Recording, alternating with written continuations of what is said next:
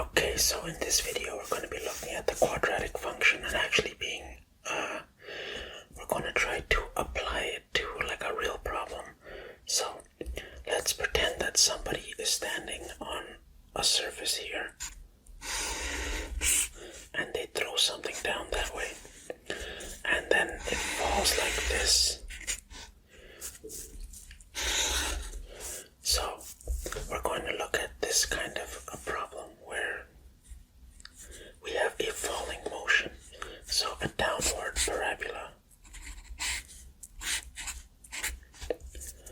So we know that this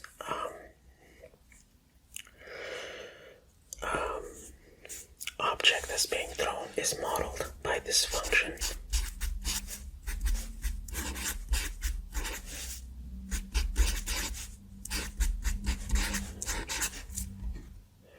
And h is going to be our height, the height of the tool. And this is t. And t is going to be our time in seconds. And let's call it meters for the height. So,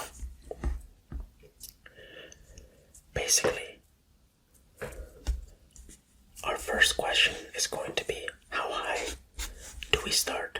If this is our function, how high was it thrown from, our object?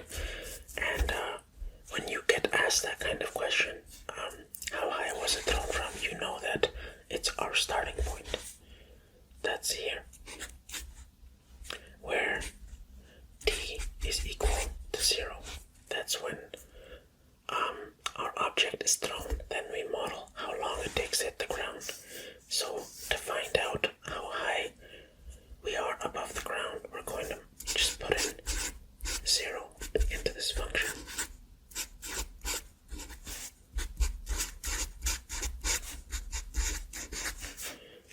And obviously this is 0, this is 0, and we're left with 25 meters.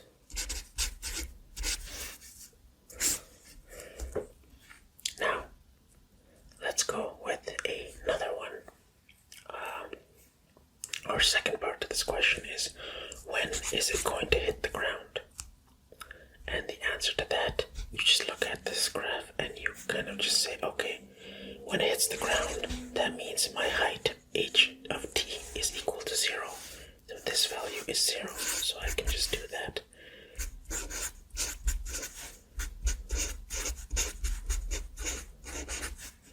And these kind of problems come up a lot in physics, but yeah.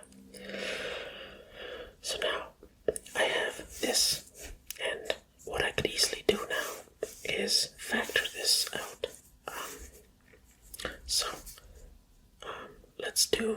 Let's factor this, what we've been doing for the past several videos. Let's factor out a -5. So if I take out a -5 from here, because I see it's a common factor, I'm left with a -4t and a -5. Now I'm left with this, and I could easily factor this down. Two numbers that multiply to -5 but add up to -4. So -5 means opposite signs, so I'm going to have t plus something and t minus something. And since I have a negative middle number, that means the bigger number is going to be a negative. So two numbers that multiply to 5 are 1 and 5, and the difference is going to be -4. So I can do that.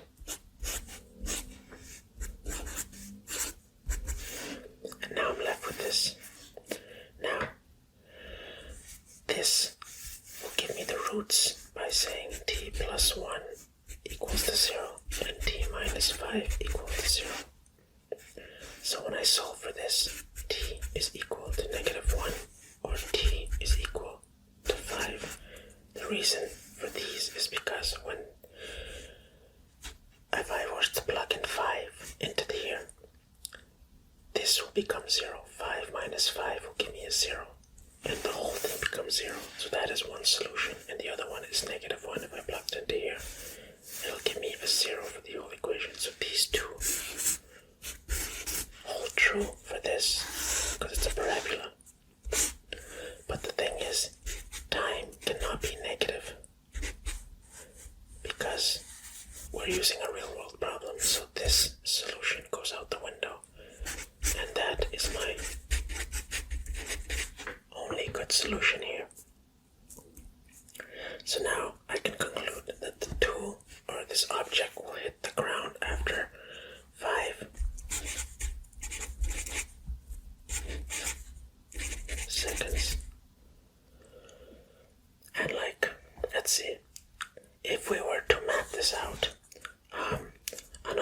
question could be, hey, what is the line of symmetry for this graph, wherever you were to plug it in?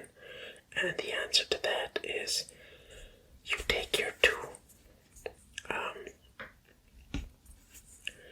what do you call it? Our two solutions, -1 and 5, and I basically want to find out, because this is going to be a symmetrical thing. And one thing I forgot to mention is that this doesn't necessarily have to be right in the dead center. It could have been here. Our h of t and t. Because some that you can throw this upwards and it'll fall down. So that's why we have a -1 and a 5. So how do I find my line of symmetry? Basically where it peaks and then comes down, or the point at which it goes this way and that way. And that's easy. Just take these two, add them, and divide them by 2. So when you add these, you get 4 over 2. You get 2, so that's at 2. And now we know that actually we can do another thing. We could actually plug in this 2 into this equation here, and that'll give me -5 times 2 squared plus 20 times 2 plus 25. That'll give me -20 plus 40 plus 25, 45. That'll give me my root 2, 45. That is where the root is in our graph, if we were to graph this out. And yeah, from that we can actually write out the domain. Our domain is going to be basically our x values, so that's going to start from here and go all the way to when it ends. So we're going to have our time is going to be 0 to 5, and our range is going to be, we know that it hits the ground and it maxes out at 45, so that's going to be our range to height.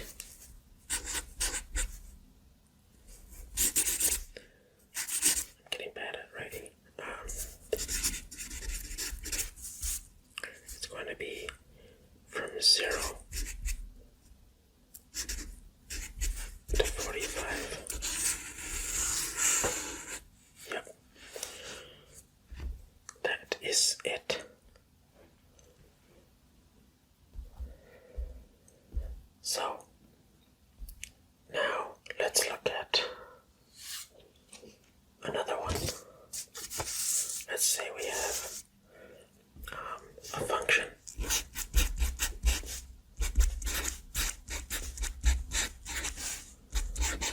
And now I just want to look at the properties. Now here I have it in vertex form.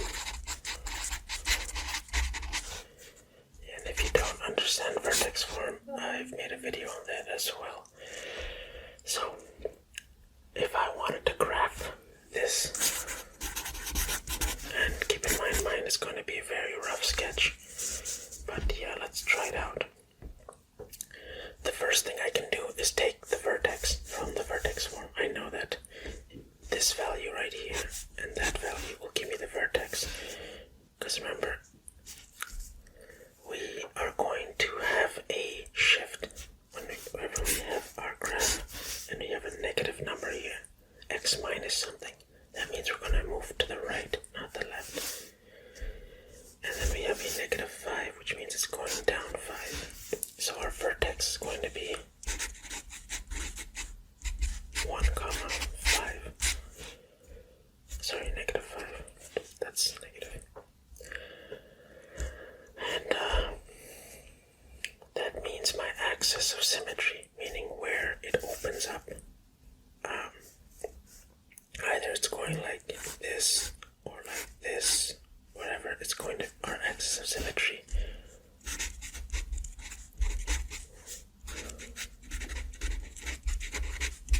is going to be at 1. And I know that because this is positive, there has been no reflection on the x-axis, so I know it's going to open upwards. So, based on these things, now I can do one of our favorite things is to find the y-intercept, and we do that by plugging in 0 for x, because when x is 0, that's when it's going to cross the y-intercept. So if I plug in f of 0, I should get 2 times 0 minus 1 squared minus 5. That'll give me 2 times negative 1 squared minus 5. Negative 1 squared is 1 minus 5. I should get 2 minus 5. It's, well, I'll just write it here. Negative 3. So at some point it crosses into the y-intercept at negative 3. So now, based on these things that I have, I can easily just write or graph this out. If I have a 1, 2, 3, 4, 5, it's a negative 5. I know that negative 3 is where it crosses. I know my root is right there. So yeah, let's see. That is basically a rough sketch of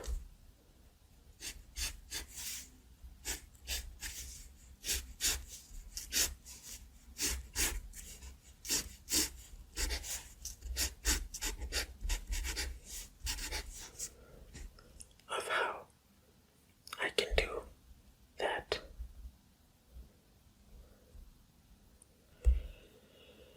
So this is my f of x function roughly sketched.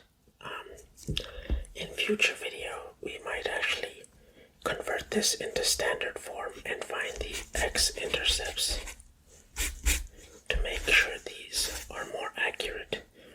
But yeah, for now, that is all for this video on the quadratic function. I hope it clarified some stuff, or you learned a little bit. But yeah, that's all for this video. I shall see you in the next one.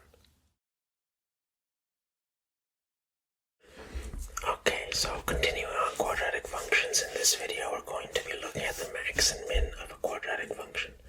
So given a function, say h of t equals negative 5t squared plus 40t plus 100, say this represents somebody hitting a golf ball,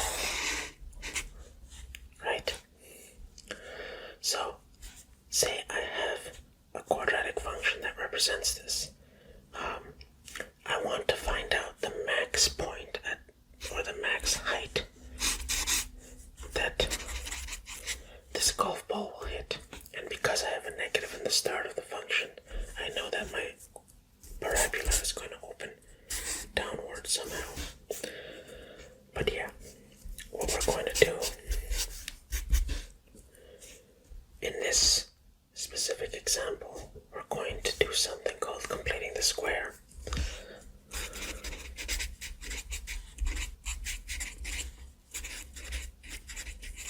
And we've covered this in a previous video. So basically it's when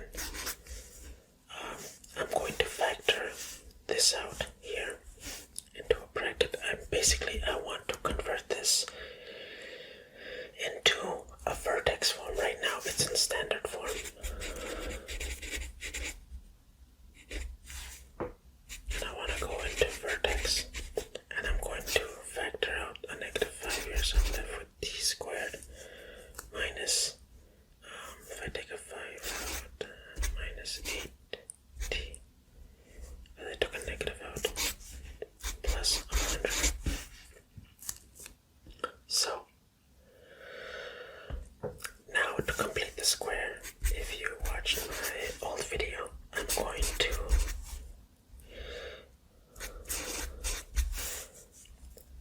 this into a square. Basically,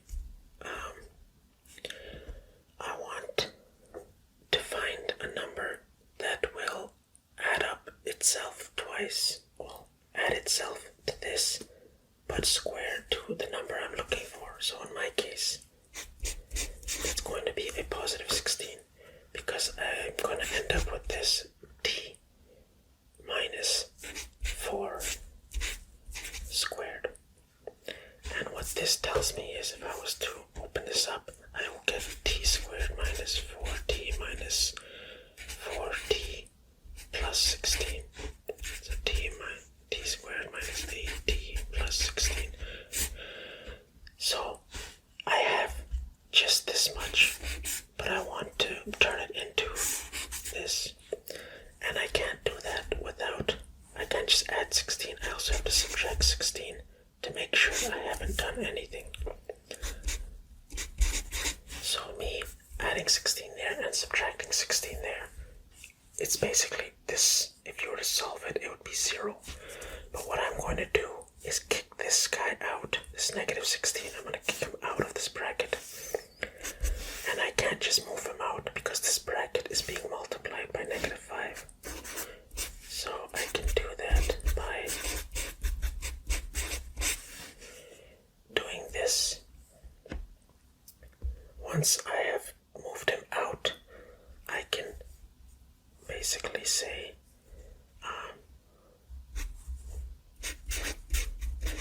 because that guy is being multiplied with that, and this is the same as that, because if I was to factor out a negative 5 from both of them, I would end up putting it into the bracket like that and cancelling those out, and I end up back here. So that's as if I didn't do anything. So negative 5. Well, now I can actually write this as what I wanted. And that's plus 80. Yeah, negative 16 times negative 5 is 80 plus 80. And the 100 over there is going to be plus 180. And there we have it. Now, we're in vertex form. And from vertex form, we can take the root, which is 4, 180. Remember, that's a negative of whatever you see here, because it's t minus h in our formula.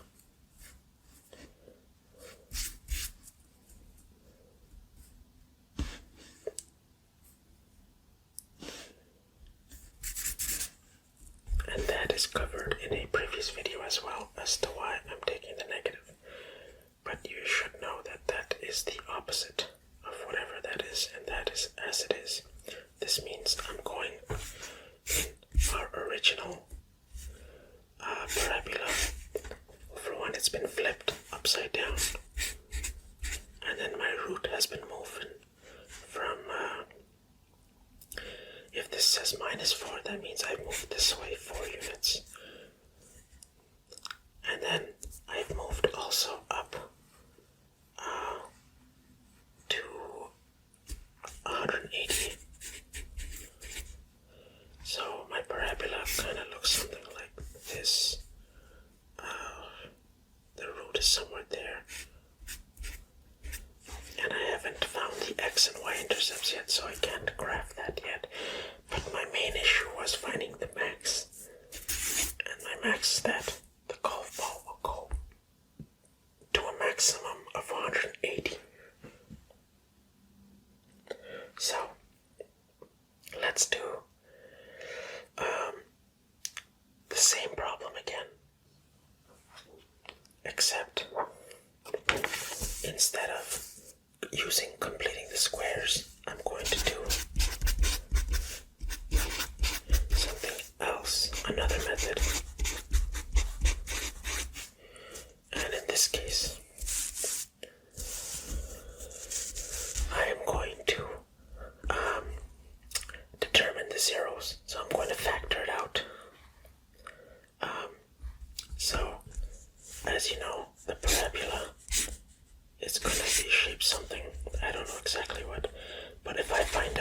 zeros wherever they are. I can find the midpoint, and I can plug that midpoint in to the formula and find out the max y value, or h of t value. So let's do that. I know that I can factor out a negative 5.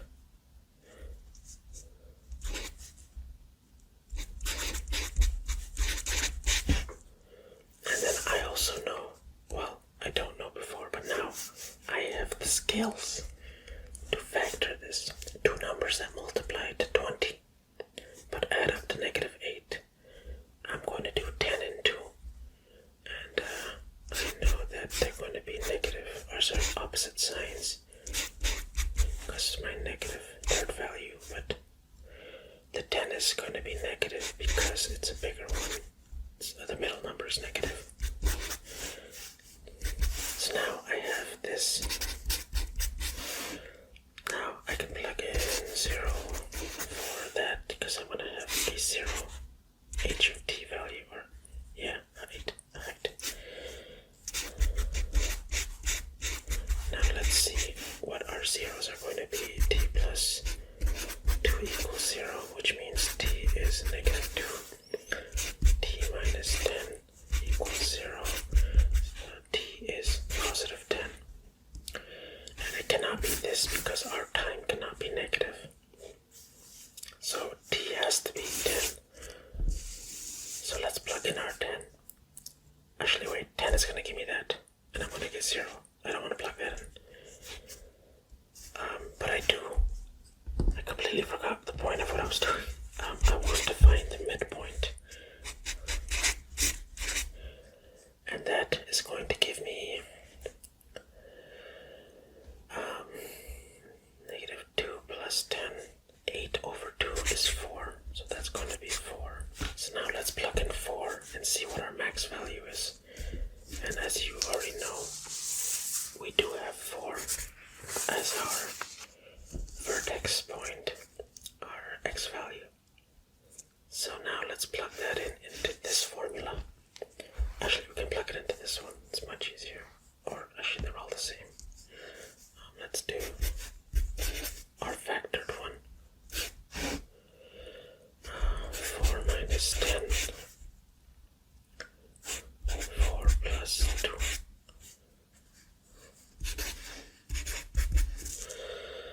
This should give me negative 6. That should give me a 6. So 6 times 6 is 36 times 5. So negatives cancel and I'm left with a positive 180. And it's as simple as that.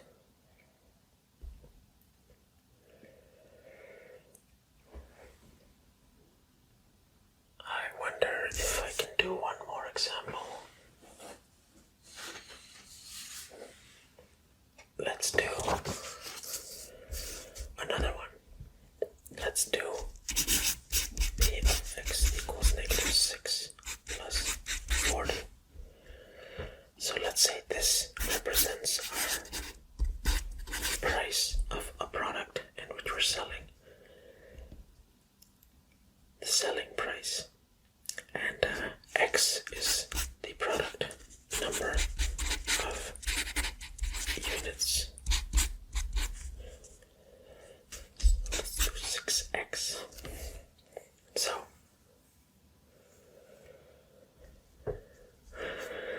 and then let's have another function. We're going to call this cost. So let's give our cost function a reason to exist. So now we're going to basically want to calculate the maximum number of profits. So as we know, what we're going to do is basically multiply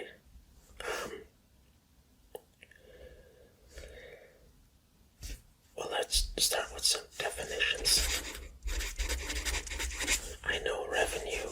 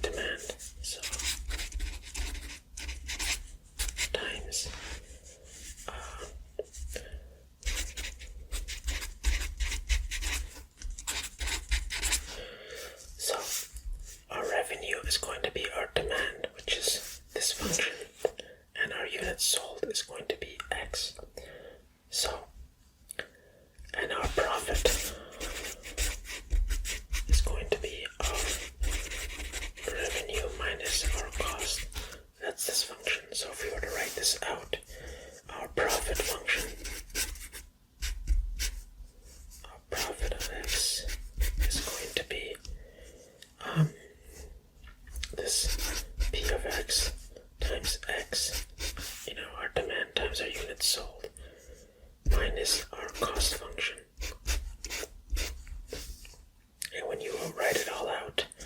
You get negative 6x plus 40 times x minus 4x minus 4 plus 48.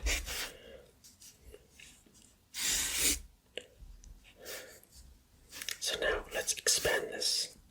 And if I was to expand it, I should get negative 6x squared plus 40x minus 4x minus 48, which leaves me with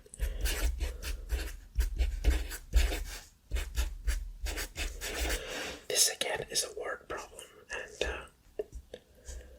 solving word problems, it really is just reading the question over and over again, because they never put anything in the word problem that you don't need. Every sentence has some sort of giveaway or hint that you need to use. So let's start working on this. This is standard form, and I want to find the max profit. So I want to find the max point. So let's convert this into our vertex form. The only way, well, we know multiple ways, but from before, we are going to complete.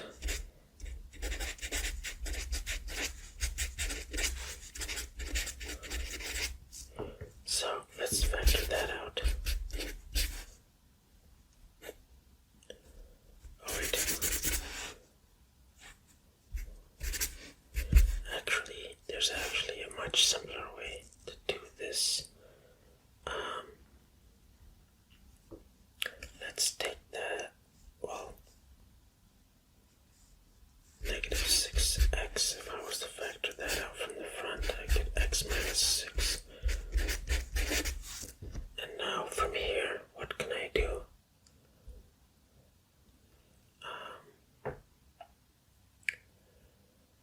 Okay, I have negative 6x, x plus 3. Well, if I was to move that over,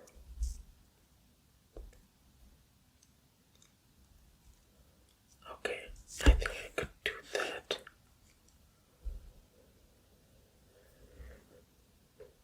If I move that over, and now I'm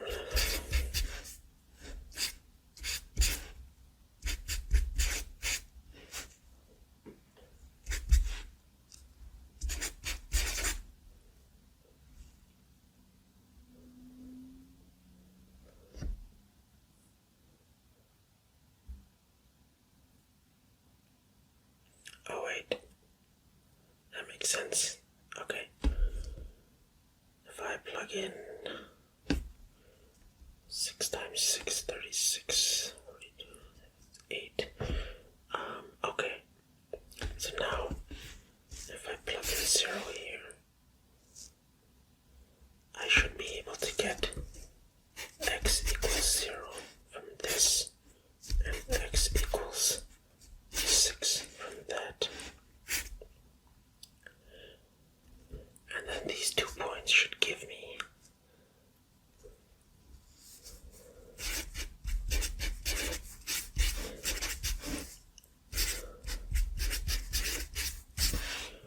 these 2 points. But if I was to plug in this value, or sorry, to find the point of symmetry, I should get a 3. And if I plug a 3 back into my profits function, which is this one right here, let's see what I can get. Say negative 6 times 3 squared plus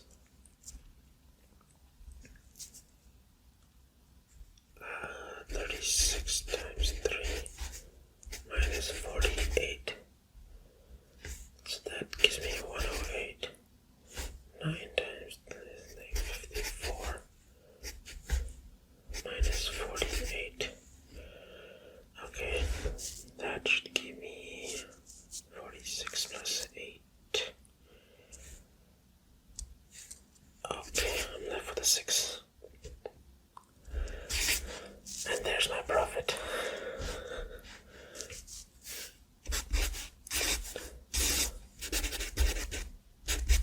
My maximum is going to be 6. And that's going to be when I have 3 as the number of units sold. In all fairness, the question actually says that X is represented in the thousands. So $6,000 for 3,000 units sold. But, I like to keep it simple. And, well, not that simple, clearly. But yeah, that, I guess, wraps up this video on the min and max of quadratic functions. I hope you got the gist of it. And that's all for this video. I shall see you in the next one. Okay, so in this video, we're gonna look at the inverse of a quadratic function. So, we know that a quadratic function is like this, and we've looked at inverse functions, which basically are reflections above this line here, y equals x. And that's because, we swap these two values when we want to find the inverse of a function. Another thing I should mention that a function is, well, by definition, a function only has one y value for every x value. So keep that in mind. So we know that this is what our quadratic equation looks like. And if we were to draw that line like that, so let's draw a bigger one. If we were just to do y equals x squared, which is, 0, 0, 1, 1, 1, 2, 4, 3, 9, 1, 2, 3, 4, 5, 6, 2, 3, 4, 5, 6, 2, 3, 4, 5, 6, 7, 8, 9, 0, 0, 1, 1, 1, 2, 3, 4, that's 2, 4, 5, 6, 7, 8, 9, somewhere here.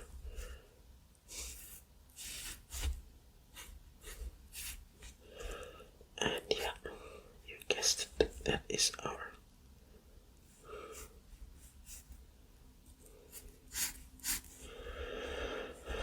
function. This is our y equals x squared function. But now, let's say I want to find the inverse function. And that is very simple. I just, my imaginary line, y equals x. And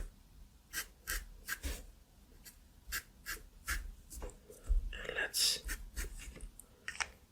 draw out the inverse function, which is going to be something like this. So that point will come here.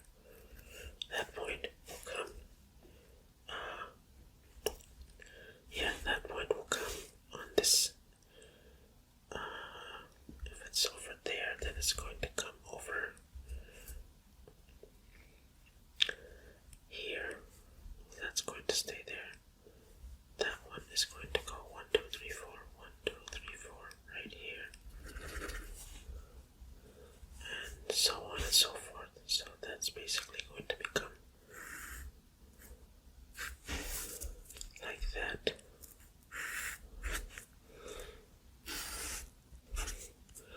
Approximately. So this is going to be our inverse quadratic function.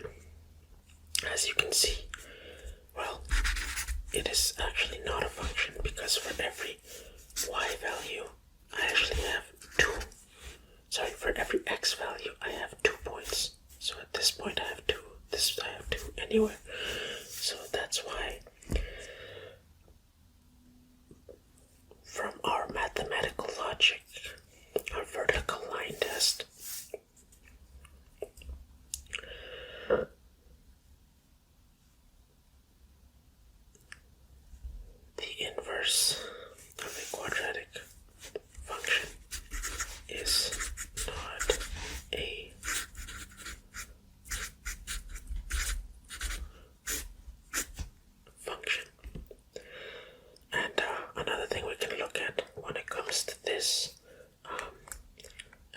always do, let's look at the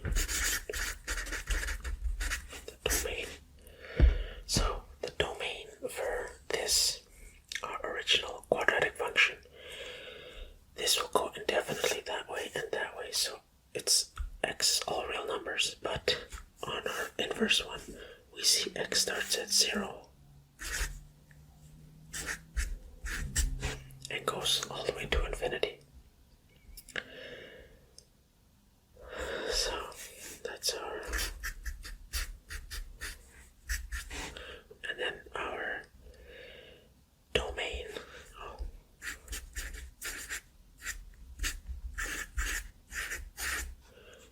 And then our range, meaning our y values, in this case now, is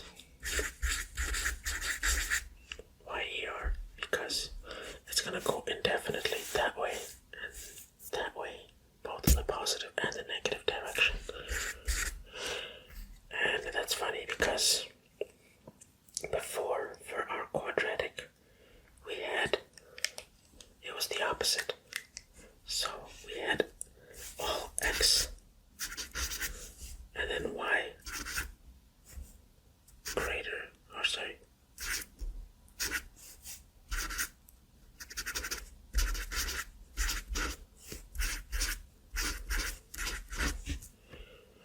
and now it's flipped. So there's that. But enough of the background information. Let's actually look at a real example. So I'm going to take a quadratic function, say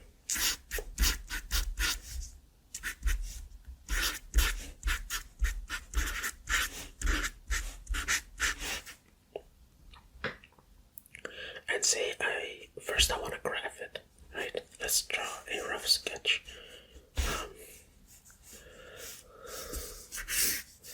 So I have a point, our vertex format. I can take that point, -3, -4, about there, and say it goes like that. And then, like if I was to draw the inverse, that would be something like,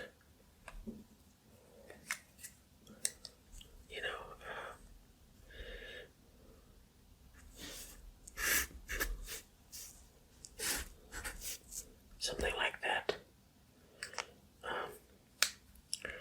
So let's look at, or let's try to figure out the actual equation of the inverse of x.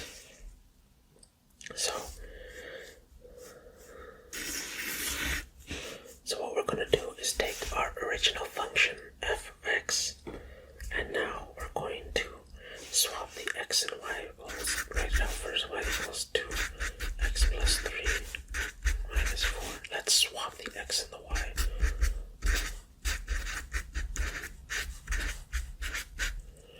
And now I want to rearrange this in terms of y. So first thing I'm going to do is, I have a -4. I'm going to add 4. So I have x plus 4 equals 2. Y plus 3 squared. I have a 2 here, so I'll divide both sides by 2. And now I'm left with x plus 4 over 2. Y plus 3 squared. To get rid of the squared, I'll just square root both sides. And now I'm left with y plus 3 and x plus 4 over 2. And now, one thing I should mention is when you do a square root, you can get either a positive or a negative number, because when you square something, any positive number, if you square a positive number, you get a positive number. But if you square a negative number, you also get a positive number. So be careful when handling the square root. So now I'm left with this 3. So I'm just going to subtract 3 from both sides. So now I'm left with negative 3 plus or minus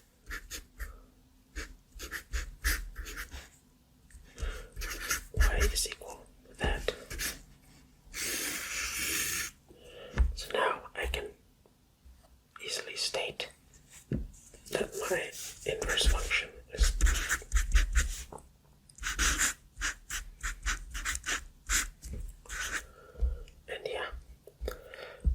inverse is very straightforward. Maybe we can do one more. Just finding the inverse, just so we can nail it in. F of x equals negative 2 x plus 1 squared plus 4. Now again, let's swap the x and the y. So x equals negative 2 y plus 1 squared plus 4. Let's get to the 4 first. X minus 4 equals negative 2 y plus 1. Let's do the negative 2. I'm just going to swap the sides.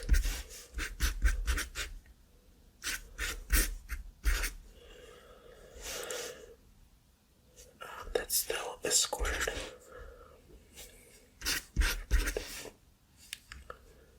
Let's square root both sides. I'm left with y plus 1 equals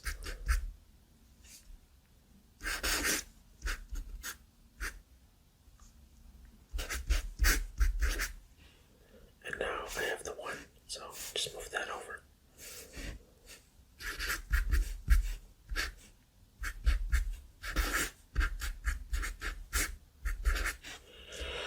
And one thing I should mention, this plus or minus, this actually equates to me writing this out.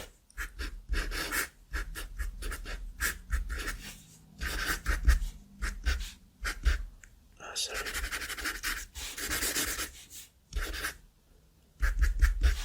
Minus. So I have 2, and that is because, remember, our inverse function at any given x, I have 2 points at any, except for the origin, or like the root. That's why I have 2 points, 1 plus, 1 minus. And yeah, that's the magic behind the inverse of a quadratic function.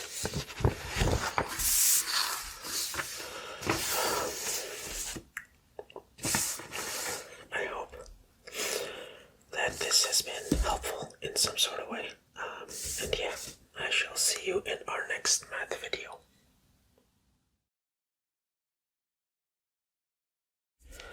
Okay, so in this video, we're going to look at radicals.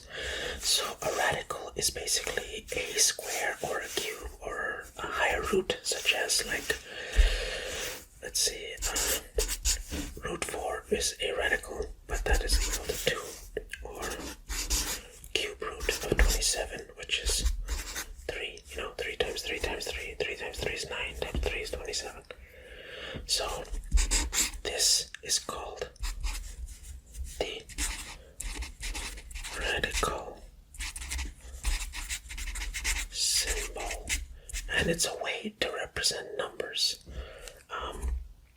without having to deal with all the little fractions or decimal points. It's easier to do like math or like simplification with radicals. So another thing, some terminology, an entire radical is a radical with a coefficient of 1. So something that's like, say that, there's like a 1 in front of it, but you don't write it, you just write like that or that. And a mixed radical is going to be something that has a coefficient like that, or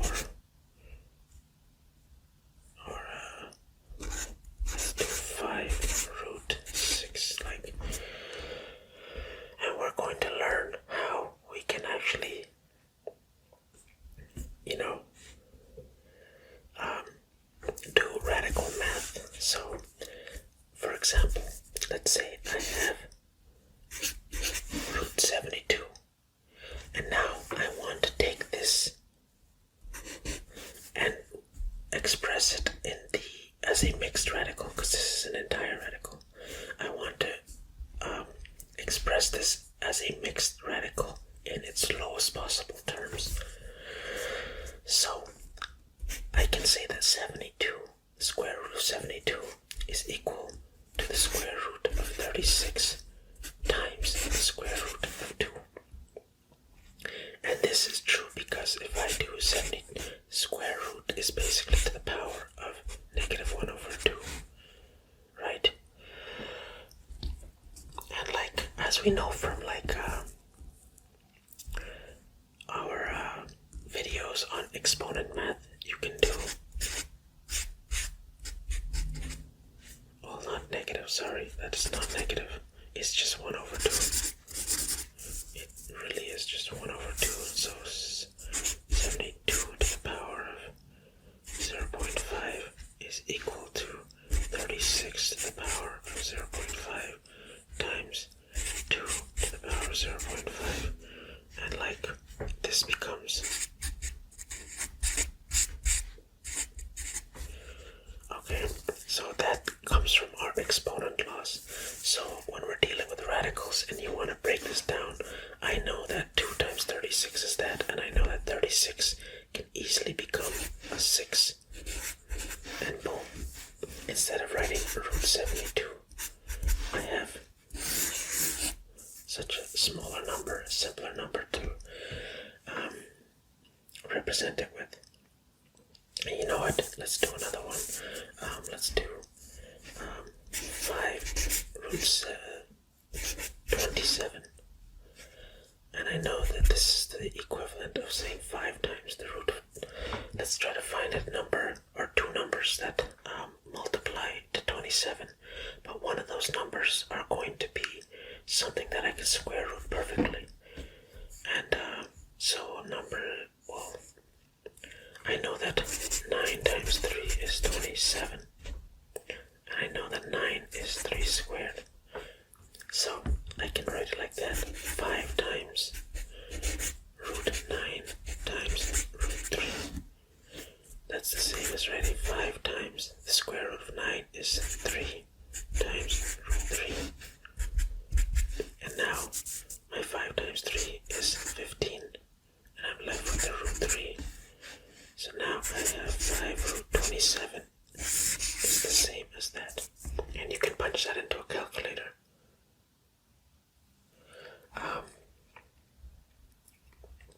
Similarly, we can go the other way.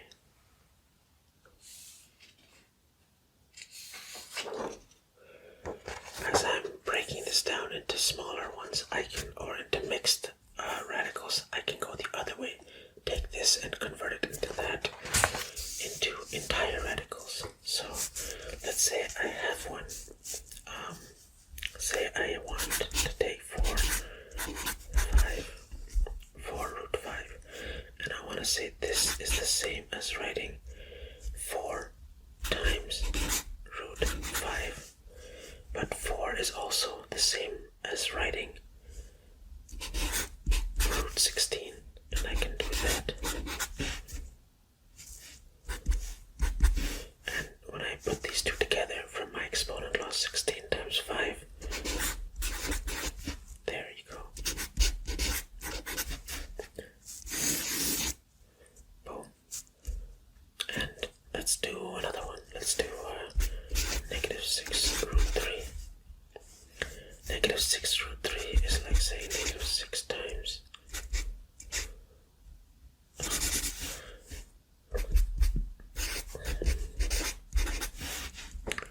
negative 6 times root 3.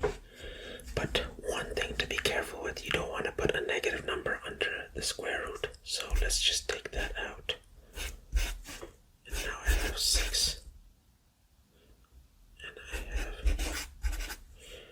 Now let's write 6 as... But I still have this negative 1. And now I can do 3 times 36 and bring these together And now I'm left with negative 36 is 108. Boom, negative 6. Simple as that. Now we get into the more fun stuff where we want to, say for example, simplify. Say I have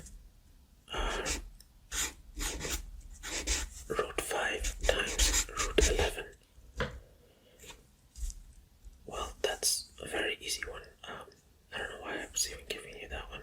You just do what we've been doing here. 5 times 11 root 55. Okay, let's forget I did that one. Let's do something a bit more complex. Let's do something like right here. Negative 4 root 6 times 2 root 6. Say I have this and I want to multiply them. So when you want to multiply these, just write it out as negative 4. Remember, these numbers, the whole numbers, will multiply by each other, and these two will multiply by each other. So I have negative 4 times 2 times root 6 times root 6. So that's negative 8, and those two will give me root 36. Oh wait, root 36, I can turn that into 6, which is forgot the negative, negative 48. So this is the same as this, and that is that.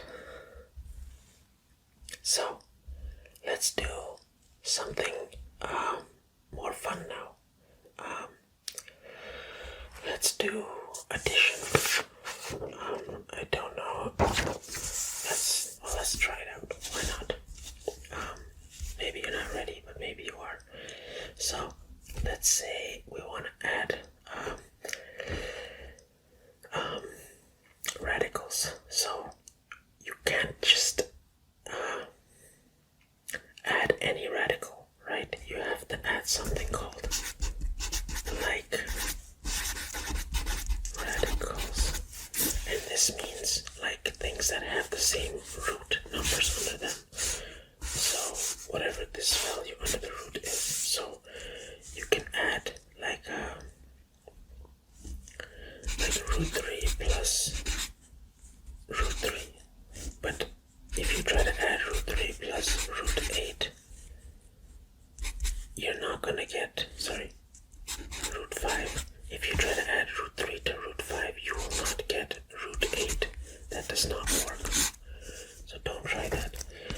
But one thing you can look at it like is like root 2 plus root 2 plus root 2. This is equal to root 3 root 2. Root 2. So I have 1 plus 1 plus 1. I can add these ones because they have similar ones.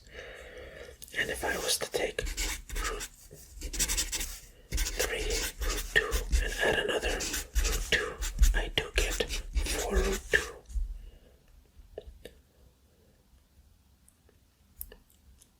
And yeah, I guess I could, root that again.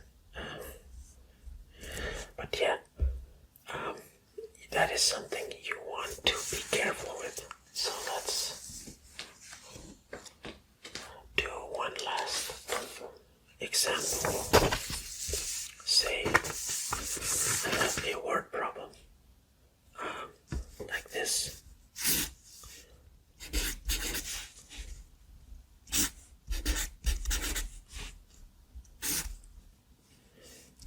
Say I have this polygon,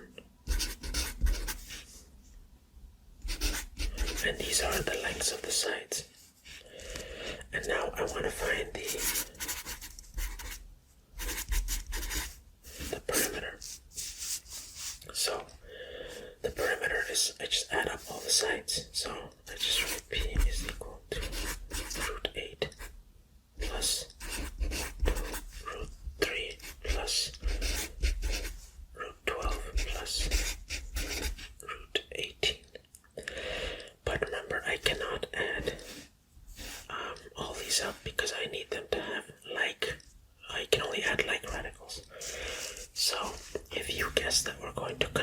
these into something that they're commonly or common radicals, then yeah, you'd be right. Okay, so this first one, I know I can break that down. I can turn root 8 into 2 times 4, because 4 is something that I can square, or take the square root of, sorry. So that's root 4 times root 2 plus, that's already at its lowest, I can't do anything there. I think I can do something with 12.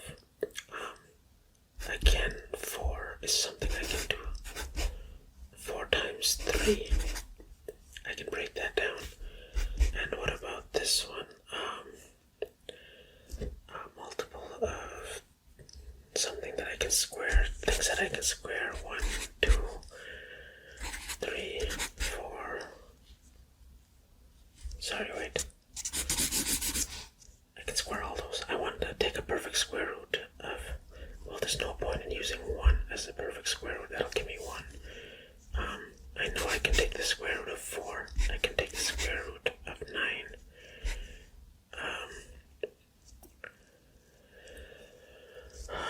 I can take the square root of 16. So I know 18 gets divided by 9. So that'll be root 9, root 2. So this should give me 2 root 2 plus 2 root 3. This one will give me 2 root 3 plus 3 root 2. So now I have this and this are the same. This one and that one. I can add those ones, so 3 plus 2 is 5 root 2. And I have now this one and this one. 2 plus 2.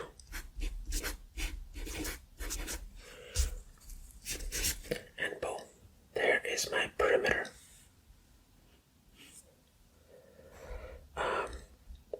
Now let's do one last one. The other side.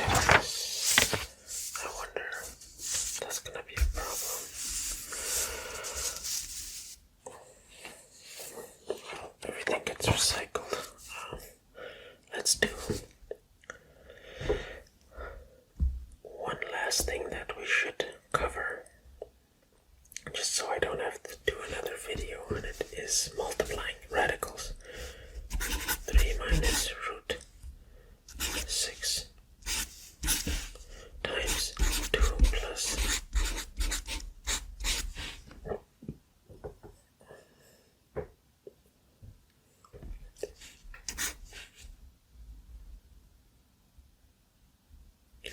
now let's multiply these the same way we would binomials. Let's multiply that. 3 times 2 is 6. And then 3 times root 24 is that.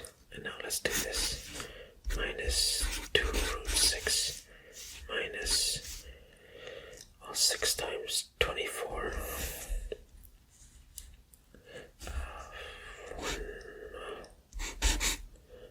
144. Okay, well, that works out because that's 12. Okay, that's good, that's good. Okay, so I have 6, and then I have this. I have 2 root 6, which I can't break down, but I think I can break down this one. I can put a 4 and a 6, so 3 times root 4 times root 6.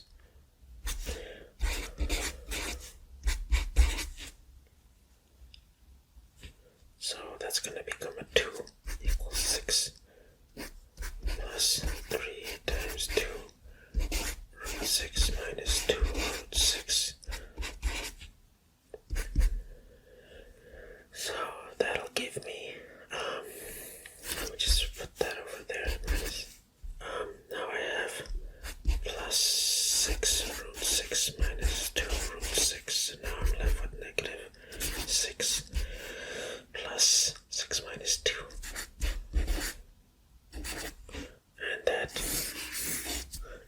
solution. So yeah, that is radicals. Don't let it intimidate you. It's just brackets and, square roots. Nothing we can't handle. So yeah, that's all for this video on radicals. I shall see you in the next one. Okay, so in this video we're going to be solving quadratic equations. Something that we love now and we know how to do.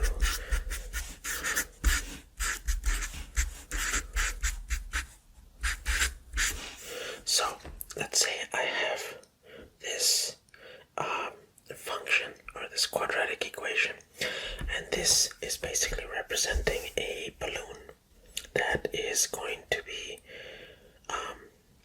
slowly falling from the top of a building downwards, and it's modeled like this. So t is seconds and h is height in meters. So one of the first things I want to do is find the domain and range of this function, not because I want to, but because I've been asked to on a test or something. So one of the easiest ways to do this is to basically take it. Right now it's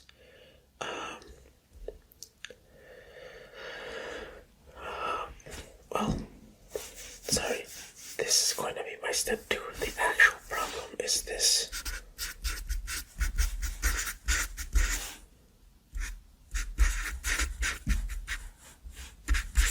That's the problem.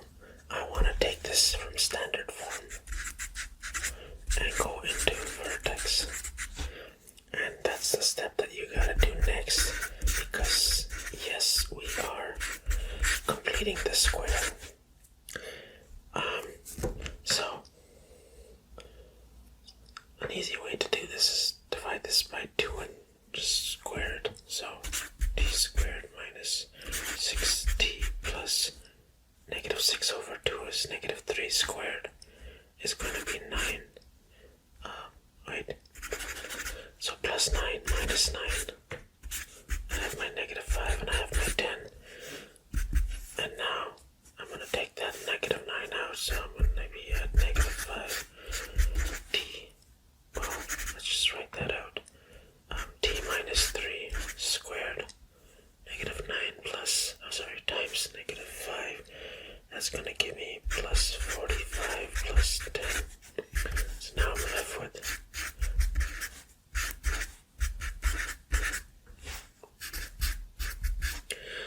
now I have my vertex. So domain and range, I know that it's going to point downwards, and my point on this graph is going to be 3 over and plus 55. So 3 comma 55 is my point. So my x range is going to be, in this specific word problem, I cannot have a negative time, so it's going to be time er, but time greater or equal to 0.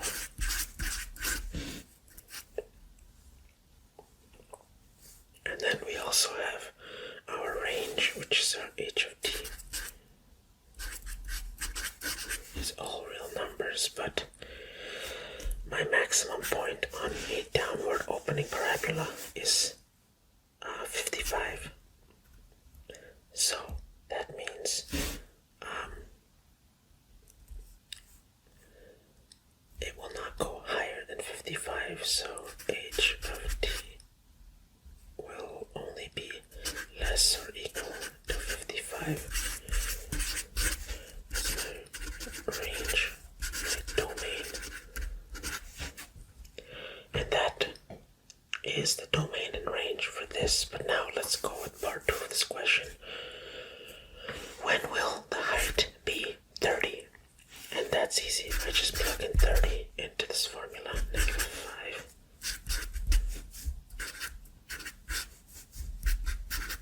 And I solve. I'll take the 55 of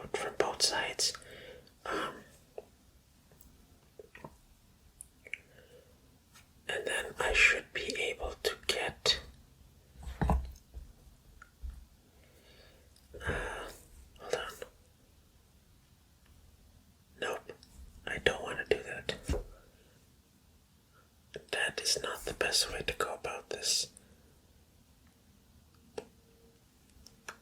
I should use the quadratic formula. This is a quadratic function. So, the way I'm going to do that is I'm going to take this function right here, my original standard form. I'm going to plug in 30 onto this side and move it over. So I'm going to be left with 0 equals negative 5t squared plus 30t. So 30 on this side, I'm subtracting 30 on that side, so I'm left with negative 20. So, being left with this, that is negative 5t squared plus 30 minus 20 equals 0. And now I have my ABC.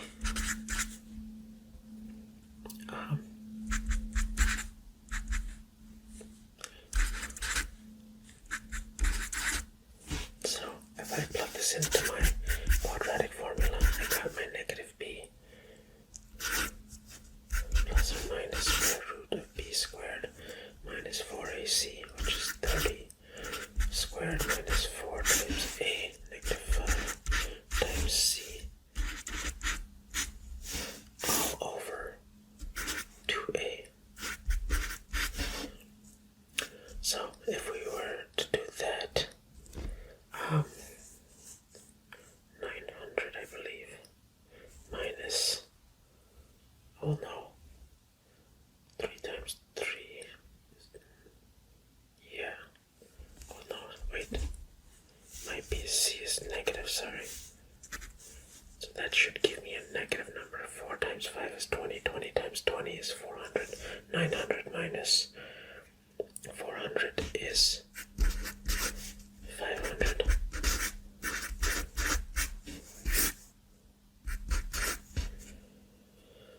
So now I'm left with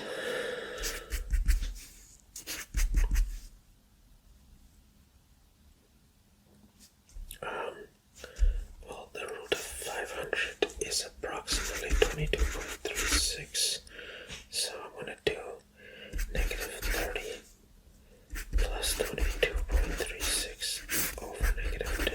And I'm also going to do t equals negative 30 minus 22.36 over negative 10.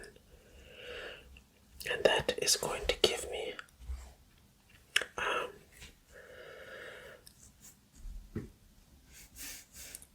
one of them is going to give me 0.764 and the other one is going to give me 5.236.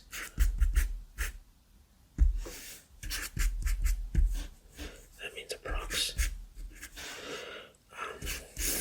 So I have two positive timestamps at which I'm going to get a height of 30 meters. So it means it's going to do something like that, and 30, it might be somewhere there, somewhere really close to 0 in terms of time. That's 30.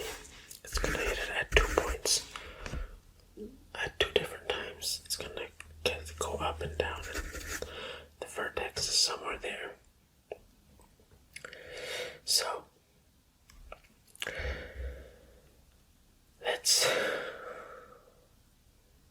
do another word problem. Let's say I have some land that is 80 meters by 60 meters.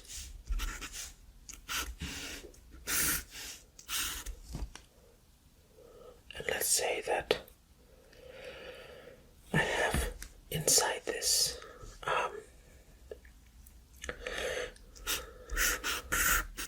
land, I want to build a factory. And I want the lawn around it, my space around the factory, to be the same on all sides. Okay, so I want like the distance from here to here to be x,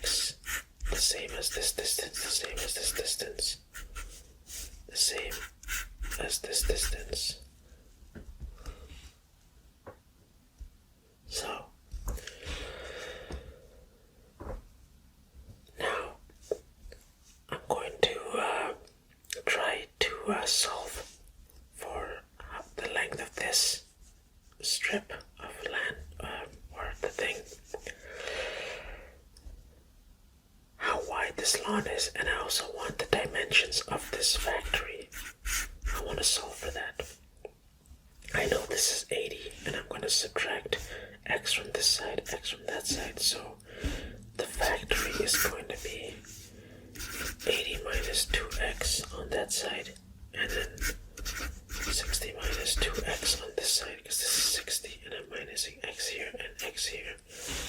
So, now we can find out the actual dimensions of the factory. Well, I have the dimensions here. This is going to be the dimensions.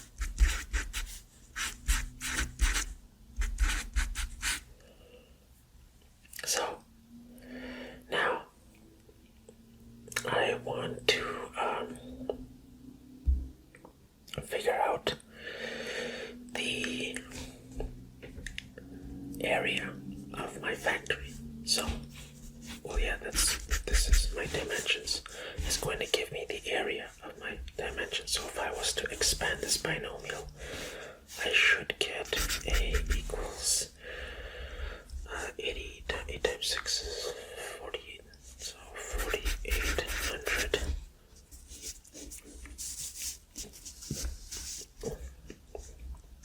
minus 1.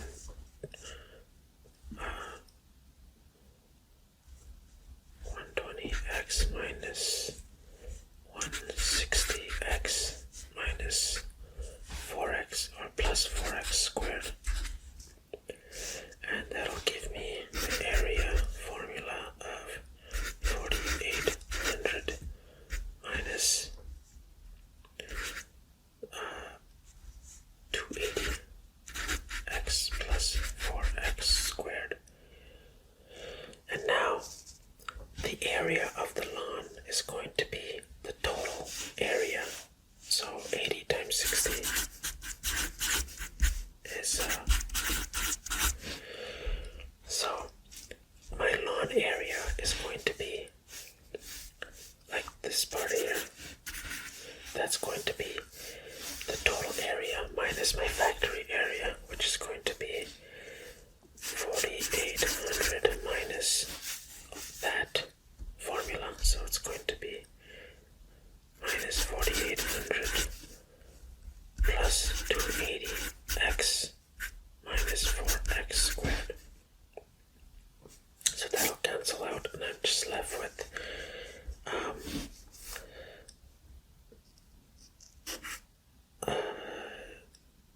negative 4x squared plus 280x. And now I can see that my formula for the area of the lawn is going to be similar, or when I subtract that from the total area that I have available. Now I have two formulas. I know that from my word problem, the area of the grass, this area, is going to be the same as this one. That is given to me in the problem statement. May have missed it earlier in mentioning that. But now I actually have the area of the lawn and the area of the factory, and I know that they're going to be the same, so I can actually just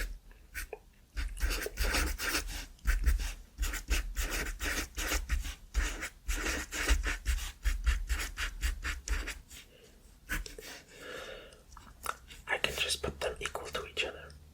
And now, you guessed it, I'm going to move everything over to one side. I'm going to take all these values and put them on that side. So, plus 4x. I'm going to subtract from this side. 4x squared. That's an x as well. And then the 280, I'm going to add here. The negative 280, I'm going to add it here. So, plus 560. X, and then I have the plus 4,800. I'm going to subtract the 4,800, and now I have this. So I could very easily just factor out an 8, negative 8. I'm left with x squared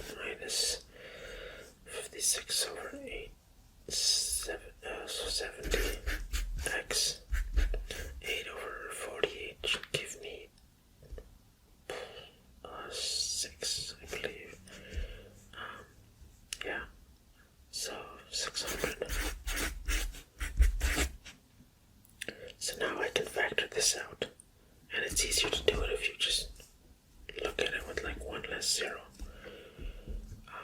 But yeah, so we can do 6 and 10 and turn that into 60 and, well, yeah, 6 and, well, you get the point. So when I have x, well, they're going to be the same sign, so x minus,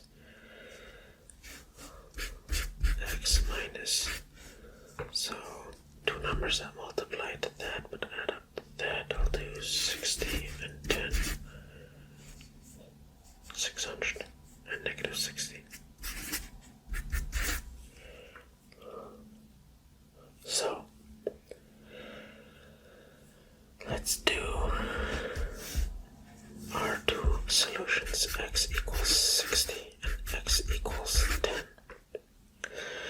From common sense, we can see that it cannot be this one because this is 60. We can't have that little x value being 60, so that is out of the question. So x equals 10. That is what our value is going to be. And to solve our initial problem, the dimensions of our factory, 80 minus 2x, which is 80 minus 20, so 60, and then 60 minus 2x, which is 40, so 60 meters by 40 meters. And that is us using quadratics to solve problems in the real world. So I hope you enjoyed that, and yeah, I shall see you in the next one.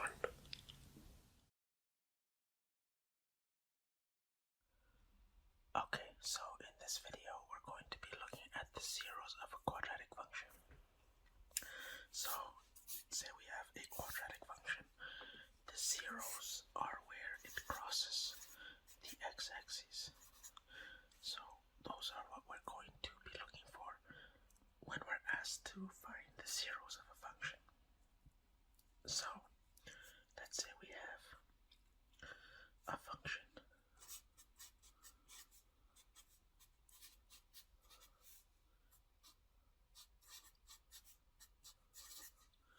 negative 2x squared plus 12x minus 18. And now, from our previous videos where we've done all our factoring and whatnot, now we're going to look at this in that perspective where I'm going to factor this out, and then you'll see what I do there. So let's just factor this out. I'm taking the negative 2 out of everything, so I'll have 9 here. And now I have this, and I can see that this is a square, a perfect square, so that's x minus 3 squared. And basically, what I want to do is set this equal to 0, because where this will pass by, or where this will go through the x-axis, the x-intercepts, y is 0. So if I set this to 0, basically I have this, well, x minus 3 equal to 0. And now I can just say x is 3, because when x is 3, this equation will be satisfied. 0 will be 0. So I know that this particular function will have something like this. Oh, I know it's a negative 2, so somewhere at negative 2. Hold on, sorry. At 3. Somewhere at 3. When I see it's a negative in the front, or it's a negative function, I know it's opening downwards. So actually I can't assume that this is standard form. I have to look at it in vertex form to make that assumption. So this could be at 3 going up or down. I won't know the exact direction until I put it into vertex form.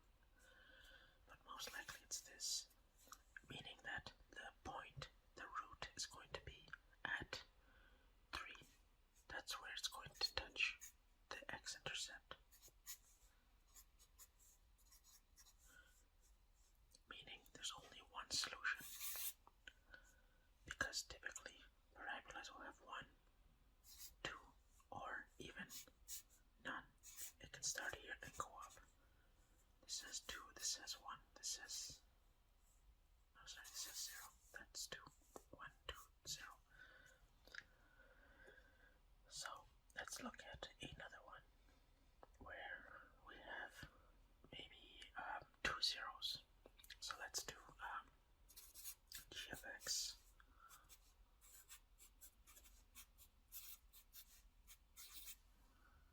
and now let's put it into let's factor everything and equal it to 0 or equate it to 0.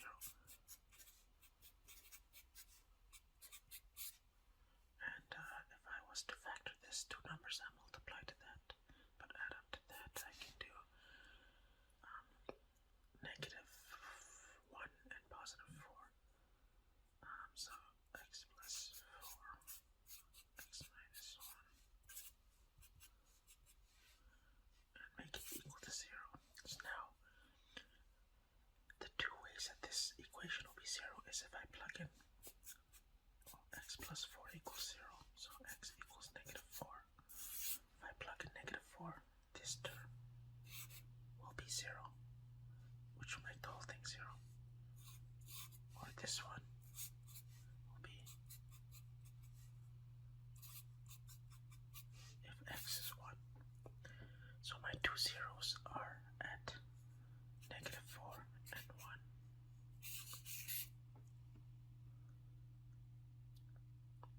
Let's do another one.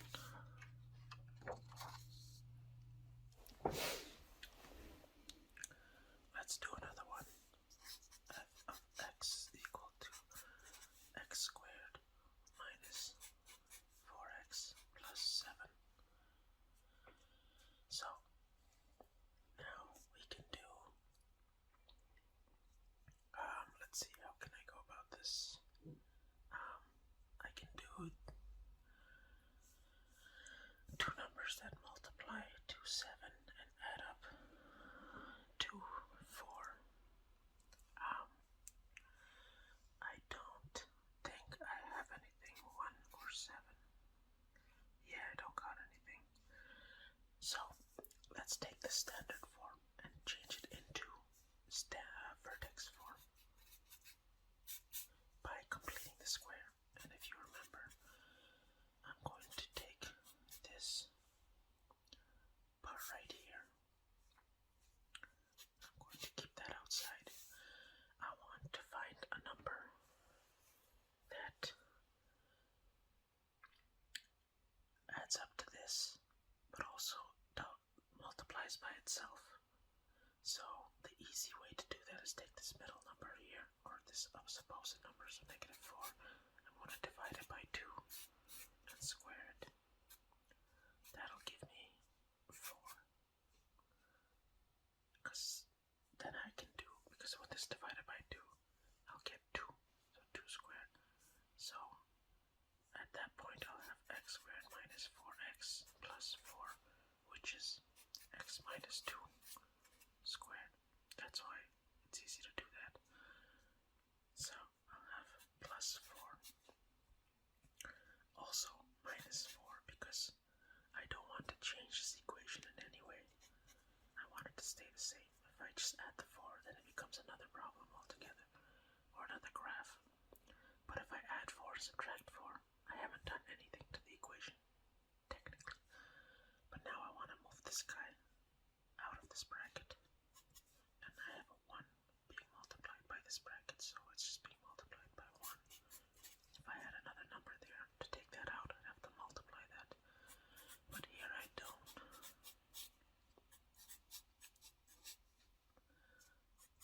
So now I have this will become that x minus 2 squared plus -4 plus 7, 3.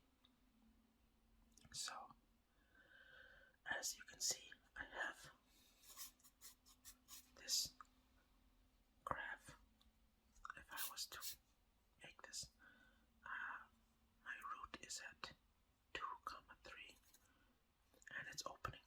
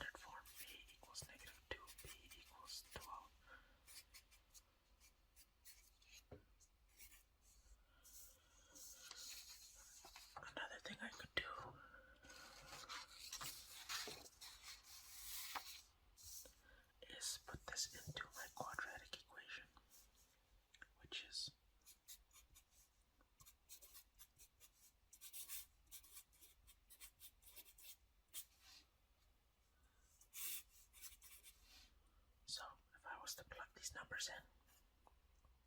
Negative b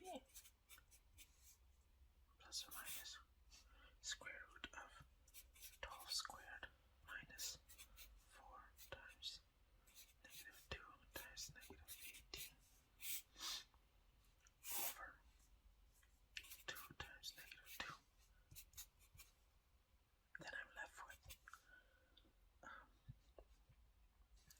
well, this part right here.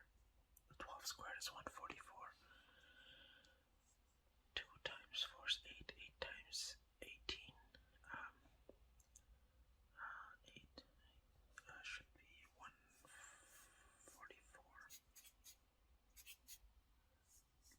Okay, yeah. But I have these two will give me a positive number, and it'll become negative again. 12 squared is 144.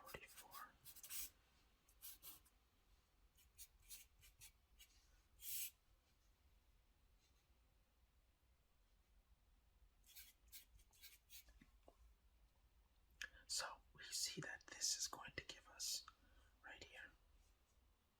This part right here is going to give us, and remember, this b squared minus 4ac, that's the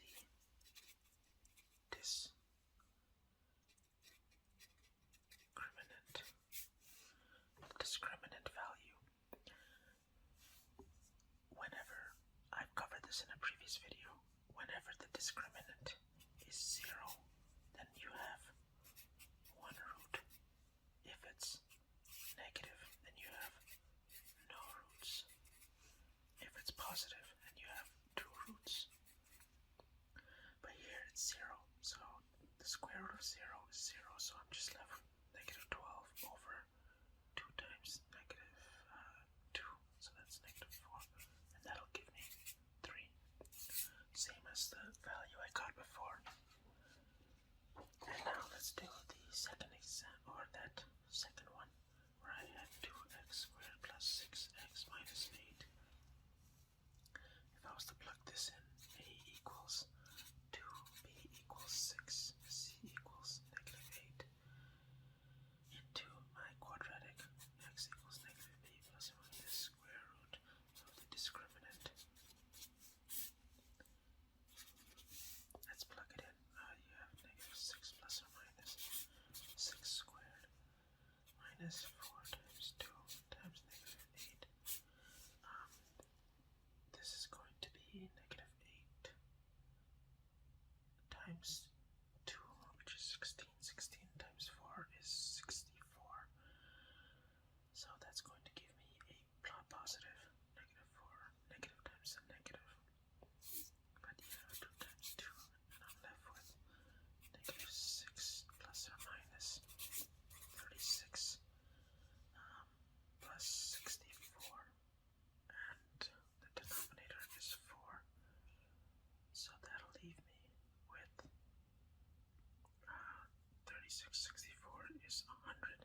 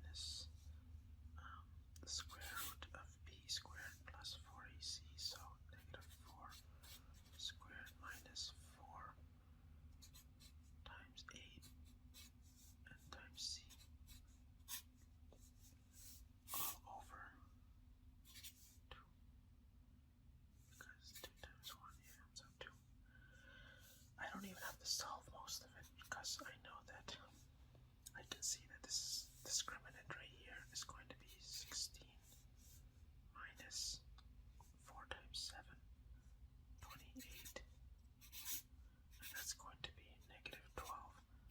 When that is negative, I have no roots, because I'm going to get an imaginary number, and we'll learn about imaginary numbers in the future. So, we learned about the discriminants, and the discriminants are very easy to use and find like shortcuts to how many roots there are, instead of if you just want to know how many there are very quickly. But another thing we can do is use the discriminant. Like, say we have this function.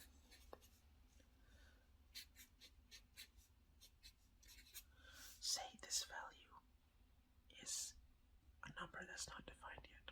We want to find out what k is. And let's say I want this function to have only one root. So I need to find k so that this function only has one root.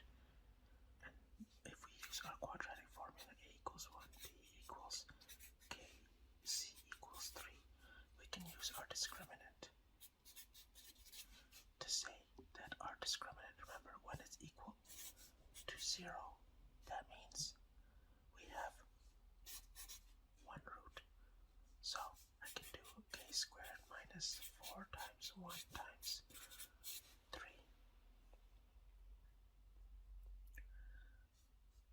equal to 0. So if I move this stuff over, k squared equals 4 times 1 times 3. K squared equals 12. So now I can do k equals the square root of 12. Actually, plus or minus. K could actually be, because it's getting squared here, so even a negative b of the same value could, like, when it's squared, it could make this equation equal to 0. So plus or minus.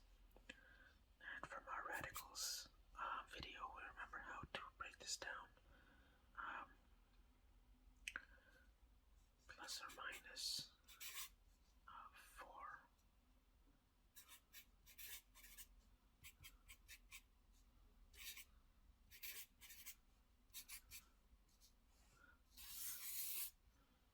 And there you go. That is how we can use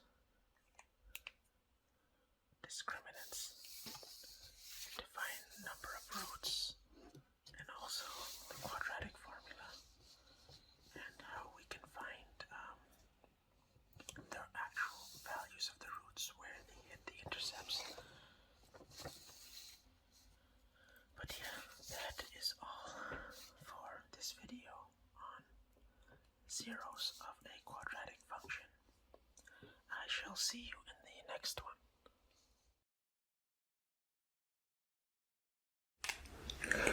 Okay, so in this video we're going to be learning about linear and quadratic systems. So what this means is, linear obviously means a straight line. Quadratic, as we know it, are curvy stuffs. So we're going to be looking at a problem. Let's say some guy wants to do skydiving, right? So this person is going to be free falling from the airplane, and that is going to be represented by the function h1 of t equals negative 4.9 t squared plus 5500. And t is seconds, and h is height above the ground in meters. So at some point he's going to release his parachute. At this point, h of 2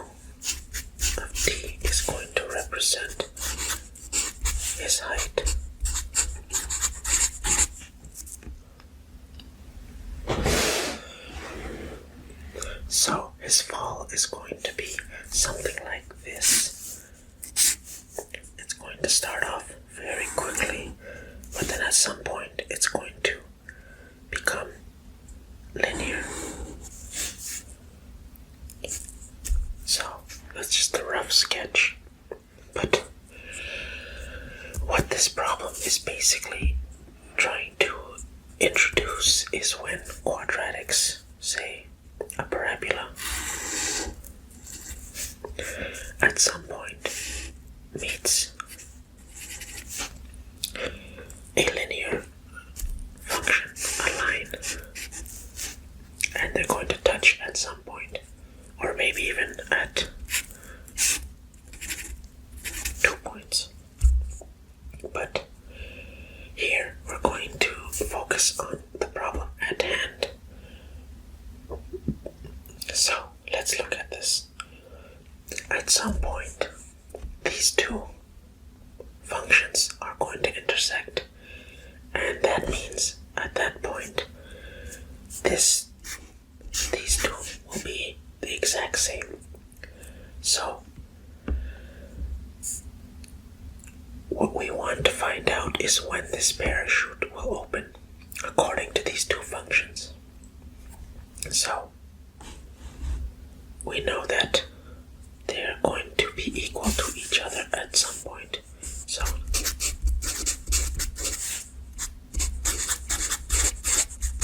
let's represent that mathematically.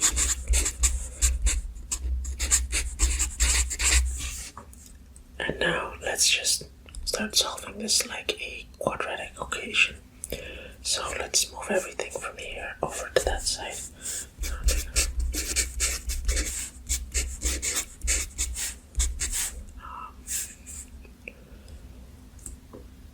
That should be 1000.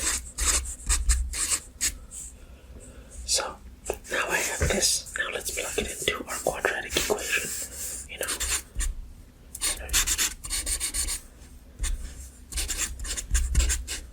Oh my god. I'm asleep right now.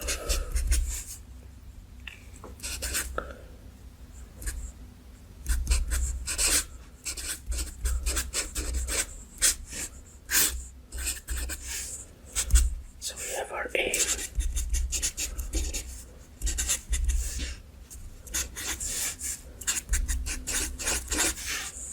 So let's plug these in. Negative b plus or minus b squared 5 squared minus 4 times 4.9 times c, which is 1000. So negative negative will become a positive, so that's going to be a positive discriminant. I'm good there. So 2a is going to be 2 times negative 4.9, which is negative 9.8, which is actually gravity, 9.8 meters per second squared. That'll come maybe if I do a physics video in the future, but just a fun fact.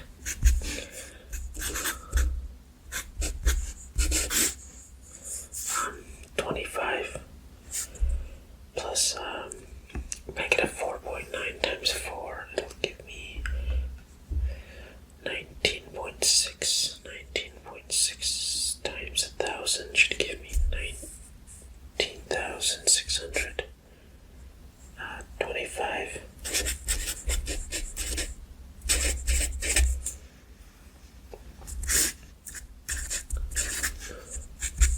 And now I'm left with 5 plus or minus, negative 5 plus or minus 19,625 over negative 9.8. So now I have negative 5 plus the square root 19,625,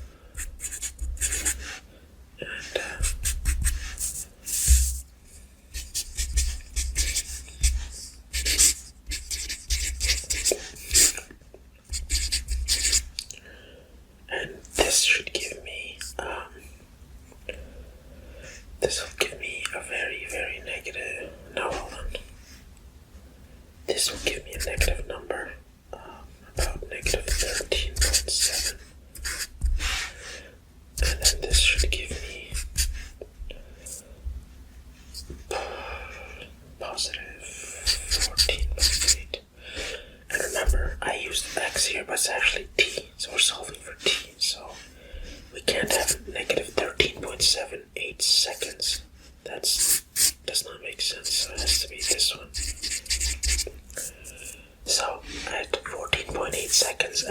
free fall. He opens his parachute and goes into this linear drop. So now we can actually plug in 14.8 into this function here.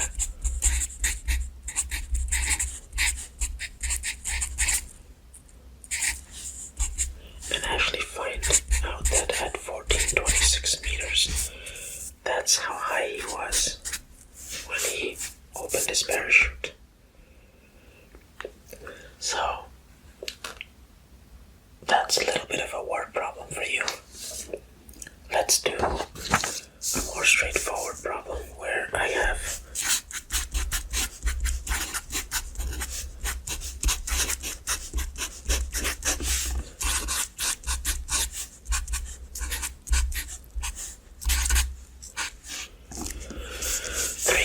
plus 12x plus 14 and g of x equals 2x minus 8.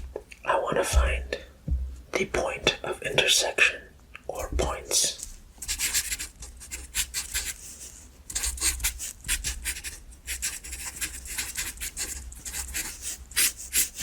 of these two functions. So again, what I'm going to do is at some point these two are going to have the same f of x value.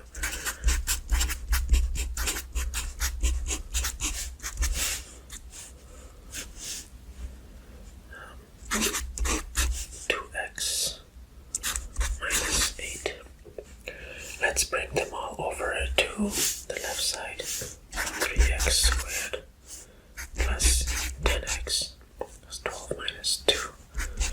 And then the 14 plus 8, that should give me 22, equals 0. So, let's plug this into our,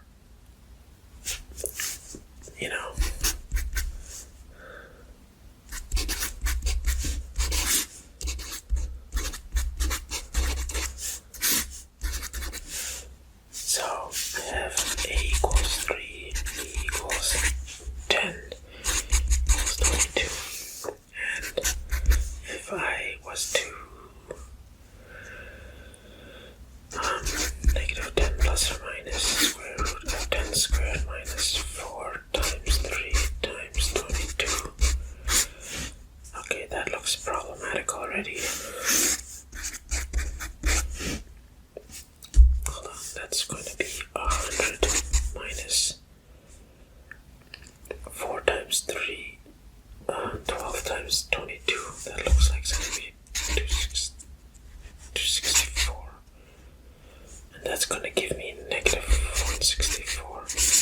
So a negative discriminant means no roots, which means this line and that parabola do not intersect 0 points of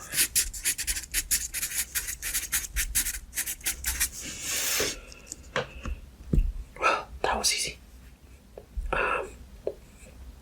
Let's see, maybe I can do another one. Let's see. Let's do h of t.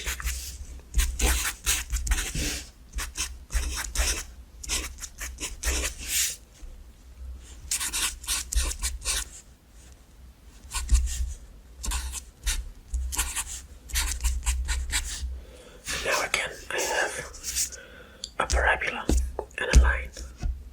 So let's see if this one is going to intersect. So again, let's put them equal to each other.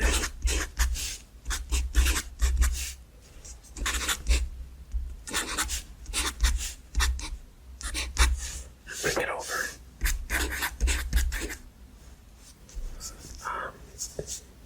32 minus 31.5.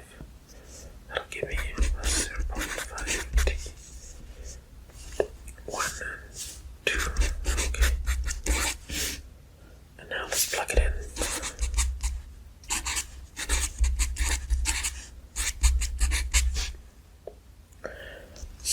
let's do t equals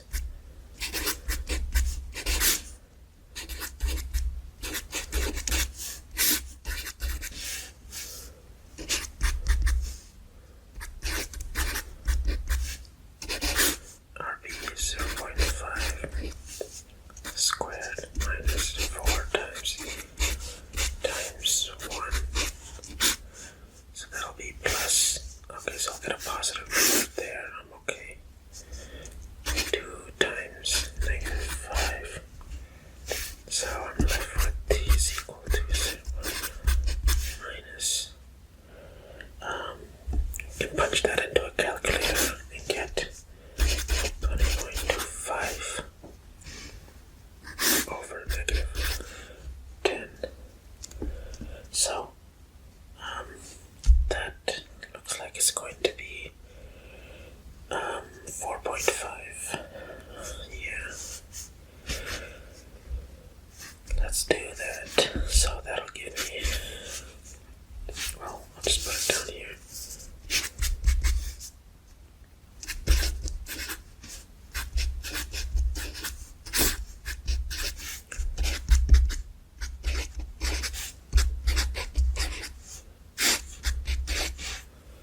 So this one is going to give me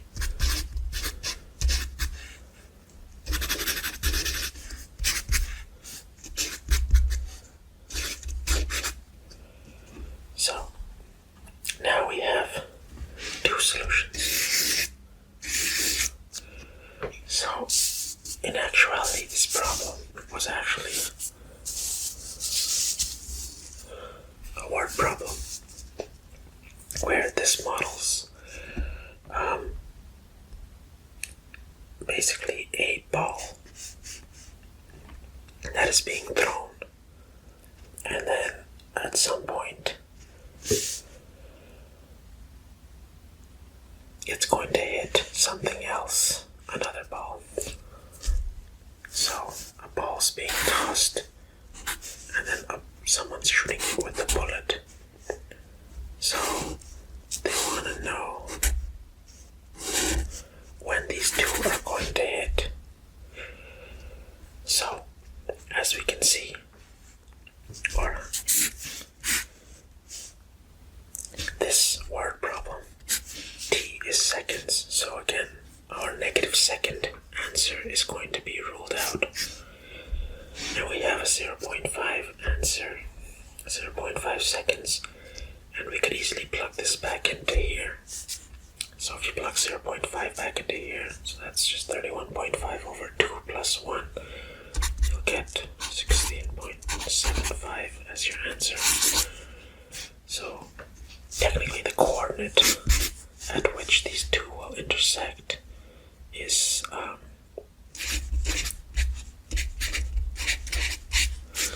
this graph. If you were to graph it out, that's the point of intersection for both the x and the y value.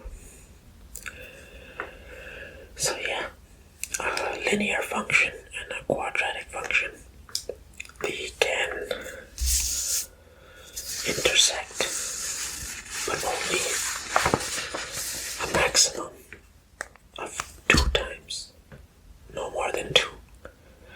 So we know that we can use our quadratic function to solve for this. So you should be good to go, good to do this on your own in the real world. So yeah, that's all for this video. I shall see you in the next one.